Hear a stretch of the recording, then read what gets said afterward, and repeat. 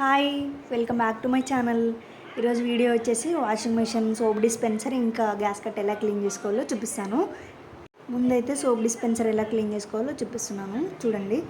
ఇది ఎప్పుడైనా ప్రెస్ చేసి తీయాలి, లేదంటే అలానే డైరెక్ట్ లాగితే అది విరిగిపోతుంది అనమాట. చూసుకొని ప్రెస్ చేసి తీయాలి.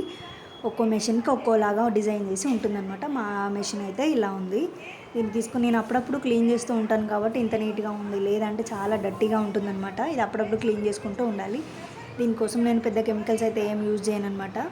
నేను హ్యాండ్ వాష్ లిక్విడ్ ఇంకా టూత్ బ్రష్ అయితే తీసుకున్నాను. హ్యాండ్ వాష్ లిక్విడ్ కొంచెం దానిపైన అప్లై చేసి దాంతో టూత్ బ్రష్తో అయితే క్లీన్ చేసుకుంటున్నాను. వెంటనే క్లీన్ అయిపోయింది, ఎందుకంటే నేను అప్పుడప్పుడు క్లీన్ చేసుకుంటూ ఉంటాను కాబట్టి చాలా నీట్గా ఉందన్నమాట. చాలా సింపుల్గా అయిపోయింది నా పని.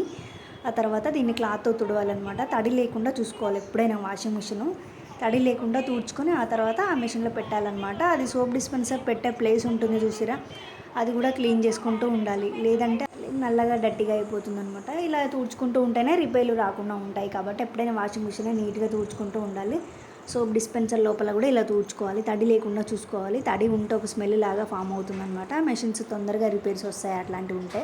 సోప్ డిస్పెన్సర్ అయితే క్లీన్ చేసుకున్న ఆ తర్వాత ఈ డ్రమ్ నేను లిక్విడ్తో క్లీన్ చేసినప్పుడు నేను మళ్ళీ ఒకసారి మీకు ఫుల్ వీడియో అయితే చేస్తాను. ఇప్పుడు నేను డ్రమ్ క్లీన్ అయితే చేయట్లేదు.